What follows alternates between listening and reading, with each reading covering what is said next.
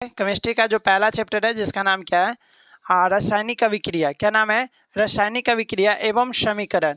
देखिए सबसे इम्पोर्टेंट में से आप कह सकते हैं इस चैप्टर को इसलिए कहते हैं क्योंकि इस क्वेश्चन से आपके एग्जाम में कई को बार बहुत क्वेश्चन आ गया है ना। मेनली 5 नंबर में पूछ लिया जाता है, 2 नंबर में तो भर भर के इससे क्वेश्चन भी आता है।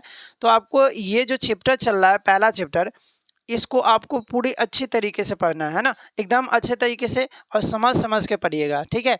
सबसे पहला इसमें जो क्वेश्चन है आपका, इसमें कहता है कि प्रतिकारक क्या होता है। देखिए रासायनिक अगर अभिक्रिया होगी तो उसमें कुछ प्रतिकारक होंगे तो कुछ क्या होते हैं, प्रतिफल होते हैं। कोई भी काम कर लो, रासायनिक अभिक्रिया ही नहीं, कोई भी अगर आप काम करते हैं, मे बी आप घर पे ही कोई काम करते हैं तो उसके अंतर्गत या तो आप काम करते हैं, उसके बाद उस काम का आपको क्या मिलता है, फल मिलता है ना। तो रासायनिक अभिक्रिया को भी इसी तरीके से समझना है कि अगर रासायनिक अभिक्रिया होगा इसमें कोई ना कोई क्या होगा, प्रतिकारक होगा। क्या होगा?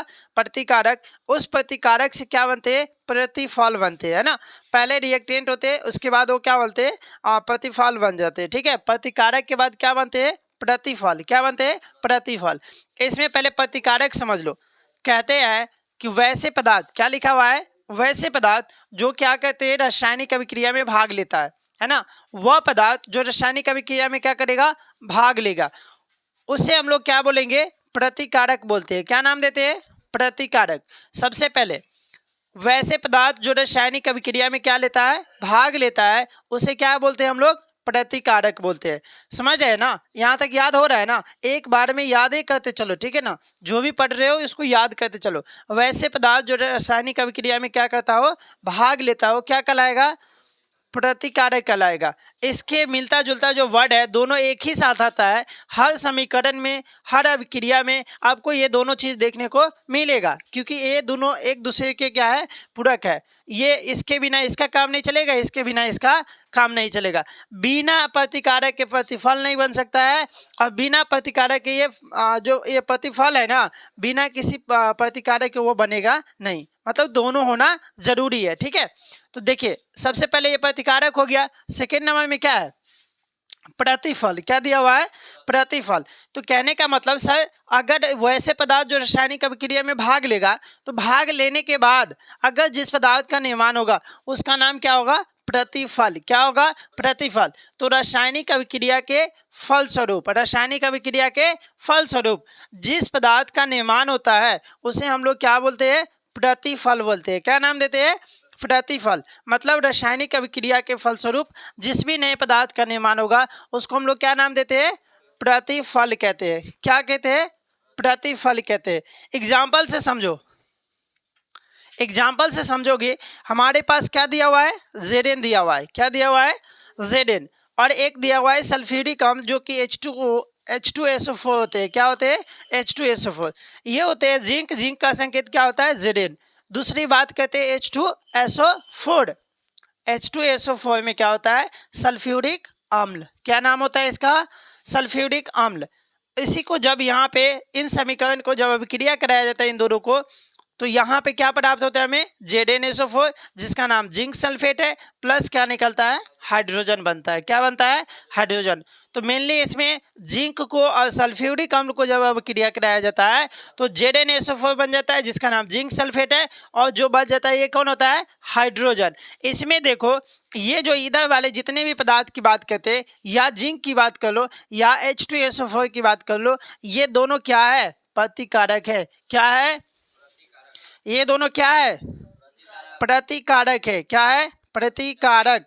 और ये जो मिल के बना हुआ है, ये जो रासायनिक अभिक्रिया के फलस्वरूप बना है, इसका नाम क्या होता है, प्रतिफल होता है। क्या होता है, प्रतिफल। क्या नाम होता है इसका, प्रतिफल। समझ रहे ना, इधर प्रतिकारक और इधर क्या हो गया, प्रतिफल हो गया, ठीक है ना। इधर प्रतिकारक और इधर क्या हो गया, प्रतिफल। अगला बात कहते हैं रासायनिक अभिक्रिया से आप क्या समझते हैं, रासायनिक अभिक्रिया क्या है, कैसे होता है, इसके बारे में जानते हैं। यहाँ पे दिया हुआ है कि वैसी अभिक्रिया जिसमें कोई पदार्थ, वह अभिक्रिया जिसमें कोई पदार्थ क्या करता हो, अकेले या अन्य पदार्थ के साथ संयोग करके। देखो या तो अकेले करेगा या तो किसी अन्य जो पदार्थ होते हैं उसके साथ मिलेगा। इसके बाद संयोग करके एक या एक से अधिक विभिन्न गुण वाले क्या कहते हैं, नए पदार्थ का निर्माण करता है, जिसका गुण क्या होता है, मूल यौगिक से भिन्न होता है। यहाँ पे समझने की कोशिश करो कि कह रहा है कि वैसी अभिक्रिया, अभिक्रिया वह होनी चाहिए जिसमें कोई पदार्थ क्या हो, अकेले या अन्य पदार्थ के साथ संयोग करता हो। मतलब या तो वह अकेला करेगा अभिक्रिया, या तो किसी दो पदार्थ के साथ करेगा। तो दो पदार्थ के साथ किया या तो अकेले किया, दोनों में से किसी एक तरीके से अभिक्रिया होना चाहिए। या तो अकेले कर लो, नहीं तो दो पदार्थ के कर लो मिलके, है ना। संयोग करके एक या एक से अधिक, या तो वह एक ही तरीके का पदार्थ बनाएगा या एक से अधिक भी पदार्थ बना सकता है। और उसमें क्या होता है, नए पदार्थ का निर्माण करेगा और जिसका गुण क्या होगा, मूल यौगिक से भिन्न होता है। मतलब पहले वाले जो यौगिक था, जो प्रतिकारक था, उसका गुण प्रतिफल से क्या हो जाएगा, अलग हो जाएगा। क्योंकि अलग नहीं होगा तो बना ही क्यों, अभिक्रिया हुआ ही क्यों, है ना। अगर अभिक्रिया होगा तो प्रतिकारक का गुण प्रतिफल से क्या हो जाएगा, अलग हो जाएगा। क्या हो जाएगा, देख लो यहाँ पे दो समीकरण है। एक पहला ये समझे है ना, इसमें देख लो दो पदार्थ मिलके क्या बना रहा है, इस पदार्थ का निर्माण बना रहा है ना। दो पदार्थ, दो या दो से अधिक कहे थे ना, या सिंगल ही कहे थे, एक या एक से अधिक की बात करते हैं, एक या अकेले या अन्य पदार्थ कहे थे ना। देखो ये बेचारे भाई साहब दो आदमी से मिल के चल रहा है, किसके, दो, एक जिंक है, एक क्या है, सल्फ्यूरिक अम्ल है। ये दोनों मिलकर क्या बना दिया, जिंक सल्फेट और H2SO4 बनाया ना।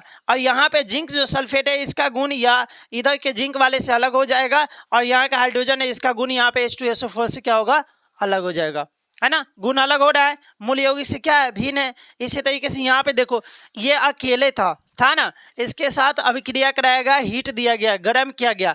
तो जब कैल्शियम कार्बोनेट को क्या किया गया, हीट किया गया, गर्म किया गया, तो क्या प्राप्त होता है, कैल्शियम ऑक्साइड, और क्या निकलता है, कार्बन डाइऑक्साइड। क्या बनता है, कार्बन डाइऑक्साइड। तो यहाँ पे कैल्शियम कार्बोनेट को जब क्या किया जाता है, गर्म किया जाता है, तो क्या निकलता है, कैल्शियम ऑक्साइड, और क्या निकलता है, CO2। इसका निर्माण हो गया ना। तो इस बड़े से एक जो यौगिक है, ये टूट कर क्या हो रहा है, दो छोटे छोटे यौगिक में बन रहा है। ये आपको आगे बताएंगे ये किस प्रकार का रासायनिक अभिक्रिया है ना। अभी तो सिर्फ और सिर्फ क्या समझे, रासायनिक अभिक्रिया। पूरे चैप्टर में भर के पूछा जाता है कि ये कौन सी रासायनिक अभिक्रिया है, वो क्या है।